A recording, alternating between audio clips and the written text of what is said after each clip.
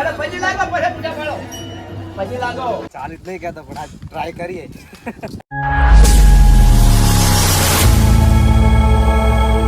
જય માતાજી મિત્રો, આપણે ફરીથી એક નવા બ્લોગમાં તમારું સ્વાગત છે અને હું જઈ રહ્યો છું અમારા ગામમાં. આજે છે પૂનમનો દિવસ એટલે હું અને અમારા ભાઈ સાથે ચલો તો હું તમને અમારા ગામનો નજારો બતાવું ને અમારા ગામમાં જે એક પ્રાચીન સમયથી મંદિર આવેલું છે એનો નજારો. ચલો તો હવે અમે જઈએ. તો આપણે થઈ ગયા છીએ નાહી ધોઈને રેડી.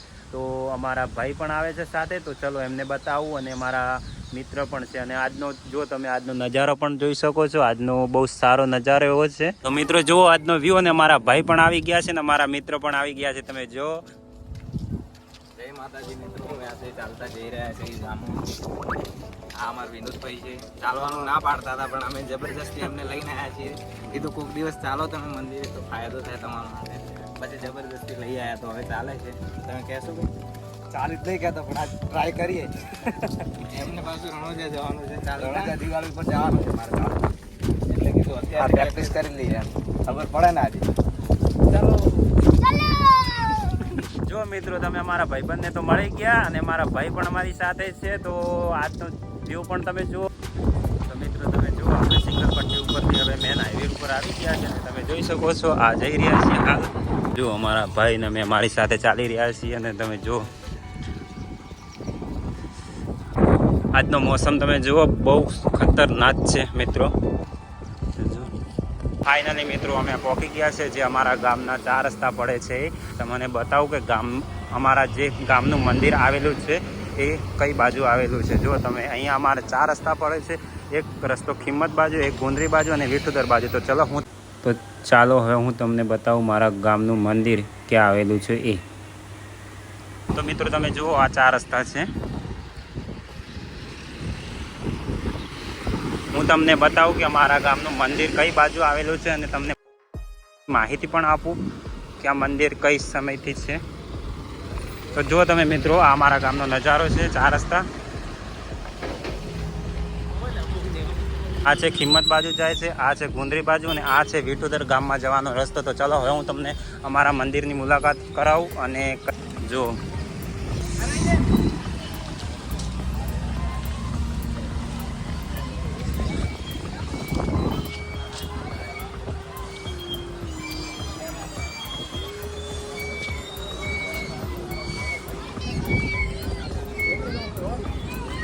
જો મિત્રો આ છે ગામ વિઠોદર.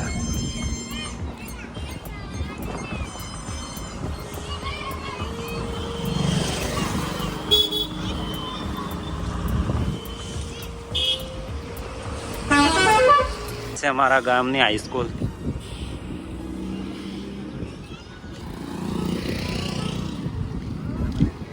તો ચલો હવે હું તમને લઈ જાઉં અમારા જ્યાં મંદિર આવેલું છે ત્યાં. ચલો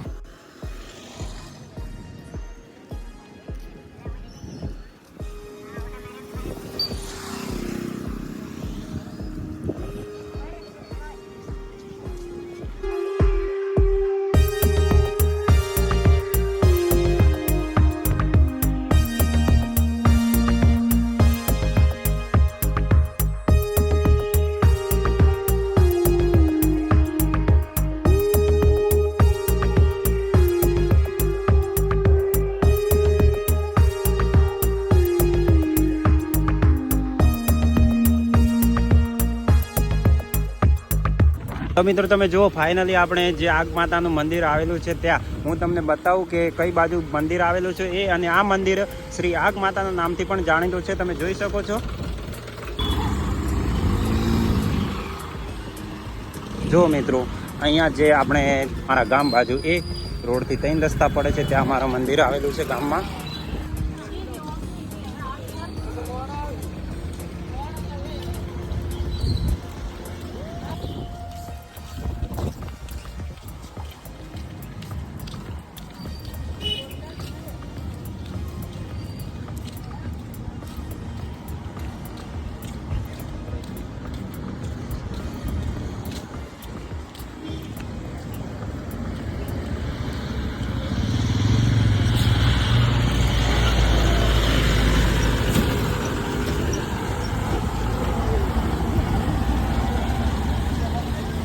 મિત્રો તમે જુઓ અહીંયા અમારા શ્રી આગ માતાના તરફથી અહીંયા ગૌશાળાનું કાર્યાલય કરવામાં આવેલું છે. તમે જુઓ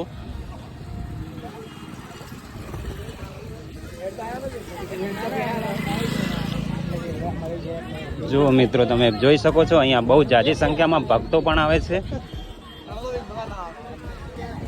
તો ફાઇનલી અમારા કિશનભાઈ પણ મળી ગયા છે જે અમારી સાથે રણુજા ચાલતા હતા એ.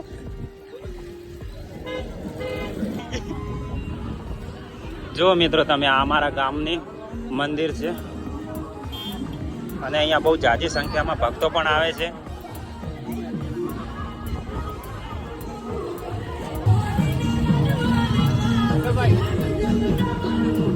જો મિત્રો તમે અહીંયા બહુ જાજી સંખ્યામાં ભક્તો પણ આવે છે ને અહીંયા દર પૂનમે બહુ જાજી સંખ્યામાં ભક્તો આવે છે.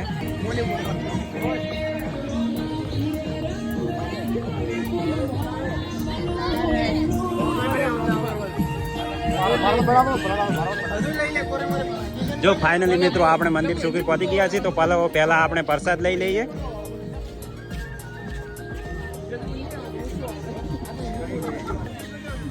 જો મિત્રો આપણે અમારા ભાઈઓ પ્રસાદ લઈ રહ્યા છે. ફાઇનલી આપણે પ્રસાદ પણ લઈ લીધી છે અને હું તમને જણાવું કે આ મંદિર ક્યાં આવેલું છે તો ચલો પછી હું તમને આગળ બતાવું. તમે મારા બ્લોગમાં બન્યા રહેજો. જો આ છે મંદિરનો ગેટ.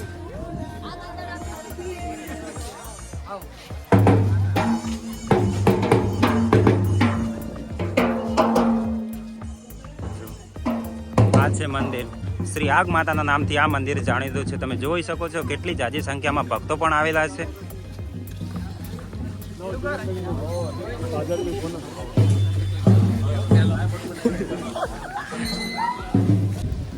ફાઇનલી મિત્રો આપણે મંદિર પહોંચી ગયા. ચલો તમને હું દર્શન કરાવું.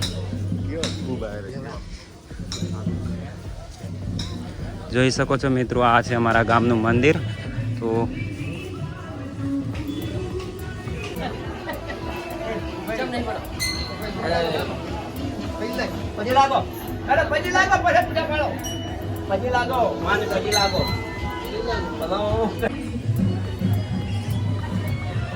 તો મિત્રો જુઓ તમે આ મારા ગામનું આગ માતાનું મંદિર છે ને દર્શન કરી લો. અમે પણ દર્શન કરી લીધા છે. ચલો તો હું તમને આગળ બતાવું.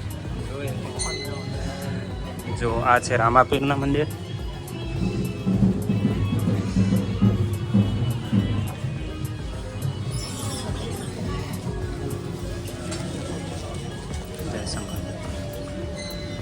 આ છે શંકર ભગવાનનું.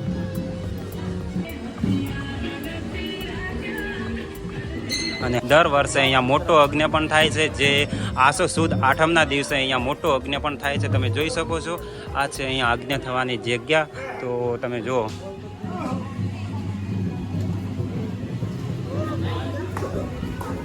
અને અહીંયા દર પૂનમના દિવસે બહુ જાજી સંખ્યામાં ભક્તો પણ આવે છે.